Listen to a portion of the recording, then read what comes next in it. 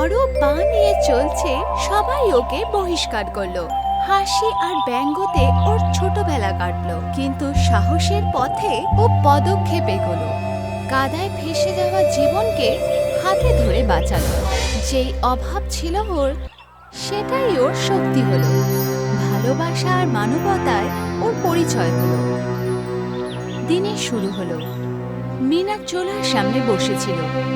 ও আগুনের মধ্যে ফুঁক দিচ্ছিল যাতে আগুন জ্বলে ওঠে। ধোঁয়ায় ওর চোখ লাল হয়ে গেল।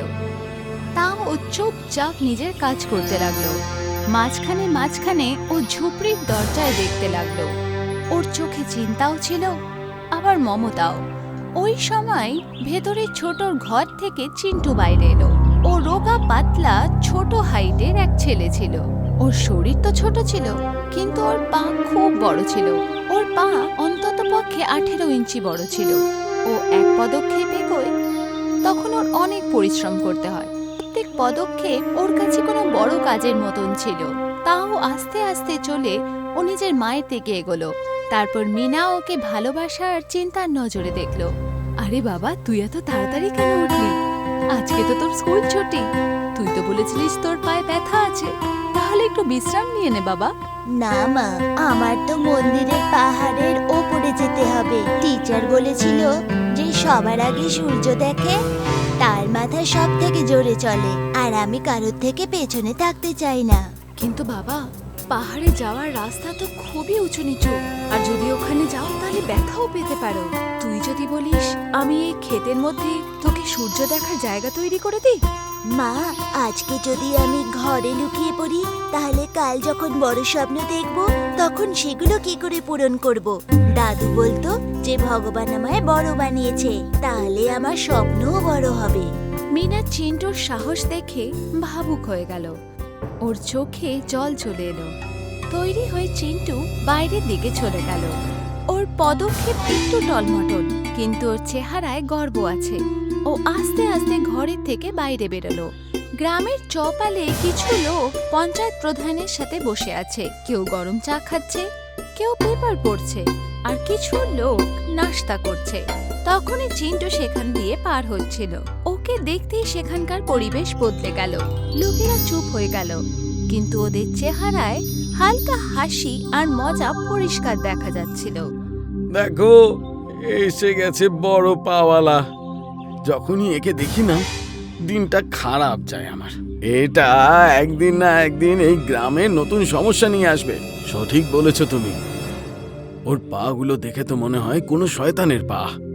চিন্টু বুঝে গেল যে লোকেরা ওর পেছনে কথা বলছে। আরো একটু জোরে যাওয়ার চেষ্টা করলো। তখনই ওর পা একটা পাথরে ধাক্কা খেলো, আরো নিচে পড়ে গেল। চিন্টু আস্তে আস্তে উঠল, আর সামনে দেখলো যে তখন অঙ্কিত নিজের কিছু বন্ধুর সাথে ঠিক ওর সামনে দাঁড়িয়ে আছে। অঙ্কিত ওরই বয়সী, কিন্তু গ্রামে ও বাচ্চাদের বিরক্ত করত। ওই চিন্টু, কোথায় যাচ্ছিস তুই? পাহাড়ের ওপরের মন্দিরে না তো? অঙ্কিত, প্লিজ আমাকে যেতে দাও, দেরি হয়ে যাচ্ছে। কি করে যাবি? দৌড়ে? এই পা দিয়ে, যেটা আমাদের ক্রিকেটের ব্যাটের থেকেও বড়? অঙ্কিতের সাথে দাঁড়িয়ে থাকা বাকি ছেলেরাও হাসতে লাগলো, কারণ ওরা জানতো যে চিন্টুর হাঁটতে খুব কষ্ট হয়। আমি দৌড়ানোর জন্য নয়, চলার জন্য জন্মেছি। অঙ্কিত ওকে ধাক্কা মারল। চিন্টু জোরে পড়ে গেল। ওর ভারী পা মাথায় লেগে যাওয়ার আওয়াজ খুব তীব্র হলো। অঙ্কিত নিজের বন্ধুদের সাথে হাসতে লাগলো, আর চিন্টুকে কাঁদতে কাঁদতে সেখানেই ছেড়ে দিল। পরের দিন চিন্টু নিজের স্কুলে আছে। আমরা দেখছি অঙ্কিত সেই কক্ষে বসে আছে। টিচার ব্ল্যাকবোর্ডে লিখছে। চিন্টু পেছনের বেঞ্চে বসে আছে। বাকি বাচ্চারা আস্তে আস্তে কথা বলছে। বাচ্চারা, আজকে আমরা সায়েন্স পড়ব। আজকের বিষয় হলো অ্যাডাপ্টেশন, মানে কিভাবে প্রকৃতি প্রত্যেকটা জিনিসকে নিজের প্রকৃতির অনুসারে বানিয়েছে। যেমন এই উটের পা বেশ মোলায়েম হয় যাতে ও বালিতে না ঢুকে যায়। অঙ্কিত চিন্টুর মজা ওড়াতে ওড়াতে দাঁড়িয়ে পড়ল। স্যার, এর মানে কি চিন্টু কাদার মধ্যে জন্মানোর জন্যই তৈরি হয়েছে? এর পা গুলো তো উটের থেকেও বড়। ক্লাসের সব বাচ্চারা চিন্টুর উপরে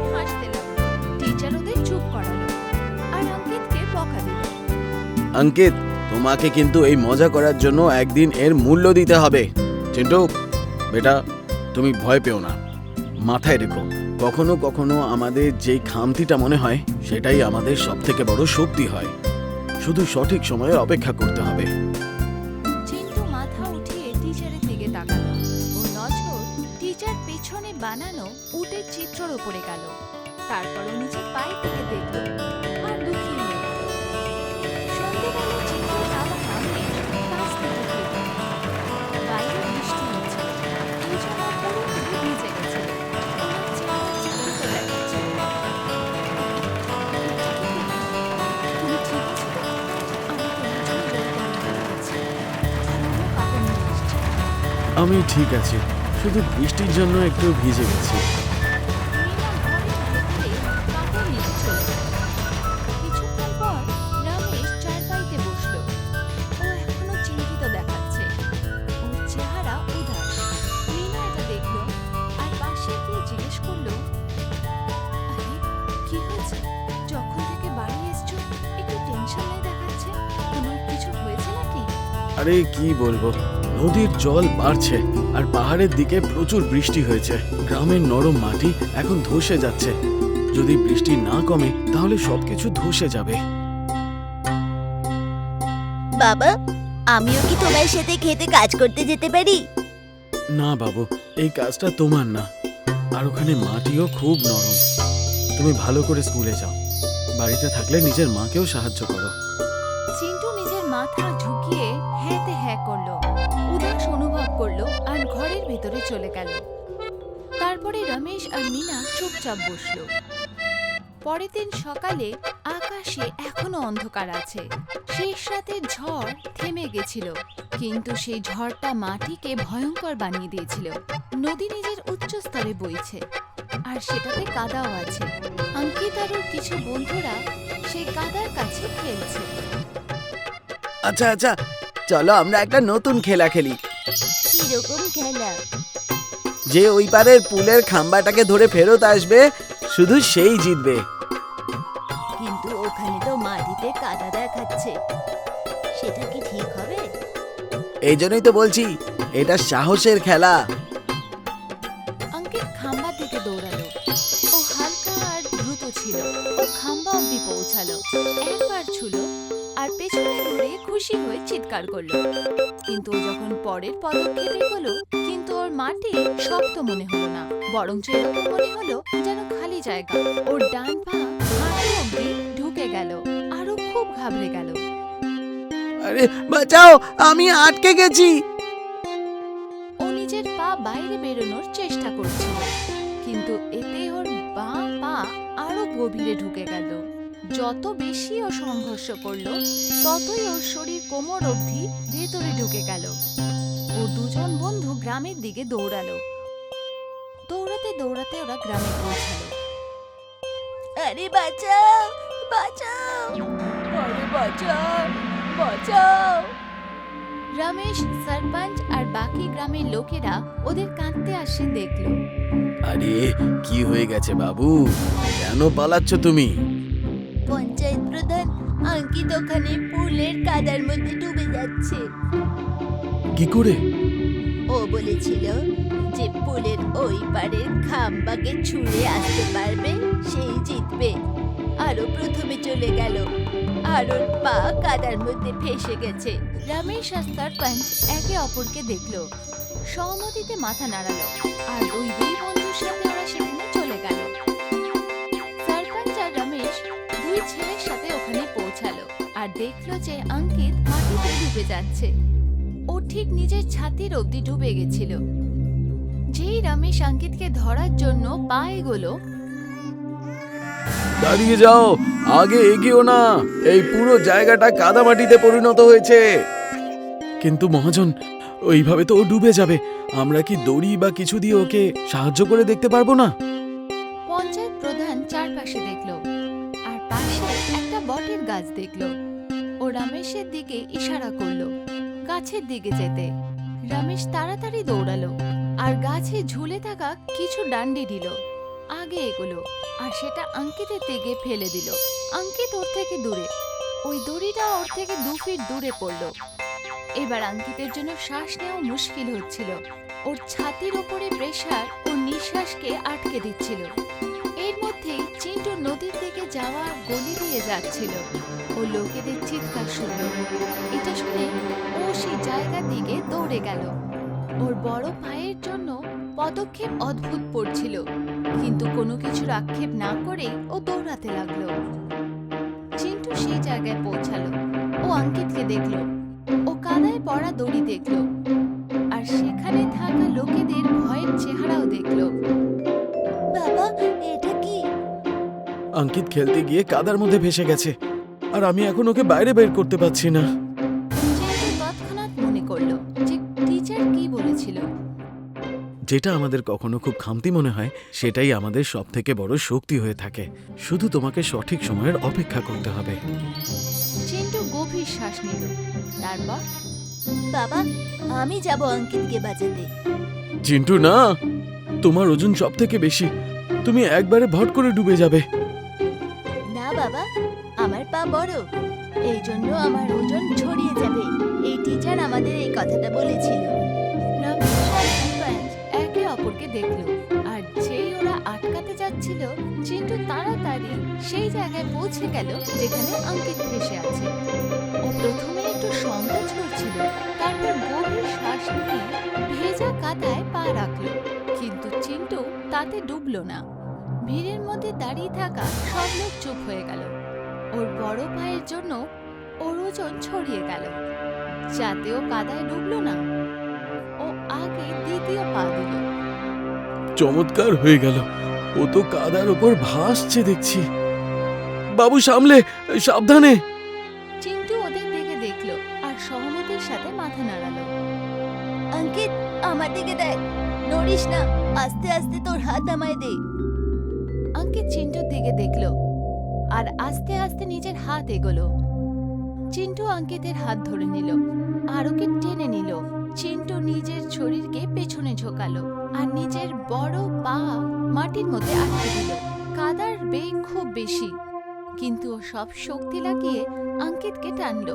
কিছুক্ষণ পর অঙ্কিতের বুক মাটি থেকে বেরোলো, আর তারপর আরেকটু। যেই চিন্টু ওকে কিনারার দিকে টেনে আনলো, সারপঞ্চ আর রমেশ তাড়াতাড়ি চিন্টুকে ধরে নিল আর সবাই মিলে অঙ্কিতকে বাইরে বের করলো। লম্বা সংঘর্ষের পরে ওকে মাটি থেকে বার করা হলো। অঙ্কিত কিনারায় বসে গেল, ক্লান্ত আর দুর্বল অনুভব করছিল। বাবু, রমেশ চিন্টুকে জড়িয়ে ধরলো। বাবু, আমাদের ক্ষমা করে দাও। আমি তোমাদের কি না কি বলেছি। আজকে তোমার যদি এই পাটা না থাকতো, তাহলে এই বাচ্চাটা বাঁচতে পারতো না। অঙ্কিতের চোখ জলে ভরে গেল। ও উপরে দেখলো আর চিন্টুর দিকে তাকিয়ে বলল, তুই আমার প্রাণ বাঁচিয়েছিস, আর আমি তোর সব সময় মজা করেছি। আজকে থেকে আমি কখনো এরকম করব না, আর সব সময় তোর সাহায্য করব। পঞ্চায়েত প্রধান সব গ্রামবাসী থেকে তাকিয়ে বলল, আমরা মানুষকে তার রূপ দিয়ে চেনার জন্য তৈরি করেছি। আজকে এই বাচ্চাটা আমাদের মনুষ্যত্বের সব থেকে বড় পাঠ পড়িয়েছে। ওখানে উপস্থিত সব লোক সহমতির সাথে মাথা নাড়ালো আর সবার নজর চিন্টুর দিকেই পড়ল। রাতের সময় চিন্টু আর রমেশ বাড়ি ফিরল। চিন্টুর কাপড় কাদাতে পুরো খারাপ হয়ে গেছিল, কিন্তু ওর মা ওকে গলায় জড়িয়ে ধরতে একটু সংকোচ করলো না। আমরা দেখলাম ওর টিচারও ওকে কিছু পুরস্কার দেওয়ার জন্য সেখানে এসেছে। ও চিন্টুর সামনে হাঁটু গেড়ে বসলো আর তাহলে চিন্টু, তুমি যেটা করেছো শুধু শক্তি নয়, বুদ্ধিরও কাজ ছিল। তুমি সায়েন্সকে জীবনে ব্যবহার করেছো। চিন্টু সম্মতির সাথে মাথা নাড়ালো আর নিজের টিচারের দিকে হেসে তাকালো। স্যার, আমার ভয় ছিল যে ওর পাটা ওর বোঝা হয়ে যাবে, কিন্তু আজকে বুঝতে পারলাম যে এটা তো ওর শক্তি, আর এই শক্তিটাকে বজায় রাখার জন্য আমি ওর জন্য কিছু নিয়ে এসেছি। টিচার বক্সে হাত দিল, চিন্টুর দিকে দেখলো আর ওকে এগিয়ে গিয়ে এটা খুলতে বলল। চিন্টু বক্স খুললো আর দেখলো গ্রামের মুচি ওর জন্য বিশেষ করে এক জুতো বানিয়েছে। ও তৎক্ষণাৎ খুশি হয়ে গেল। পরের দিন চিন্টু নিজের জুতোতে স্কুলের দিকে এগিয়ে গেল। ওর মুখে এক হাসি আছে। কিছুক্ষণের মধ্যে অঙ্কিত আর বাকি ছেলেরাও ওর সাথে জয়েন করলো আর সবাই মিলে স্কুলের দিকে এগিয়ে গেল। ক্লাসে চিন্টু আর অঙ্কিত একই বেঞ্চে বসলো। অঙ্কিত ওর সাথে কথা বলল। আজকে স্কুলের পরে আমরা নদীর ওপারে যাব, আর এইবার রাস্তা তুই বলবি। হ্যাঁ নিশ্চয়ই, কিন্তু প্রথমে পড়াশোনা তো করে নি। ওরা দুজনে একে অপরকে হাই ফাইভ করলো। আর এর সাথে আমাদের কাহিনী সমাপ্ত হলো।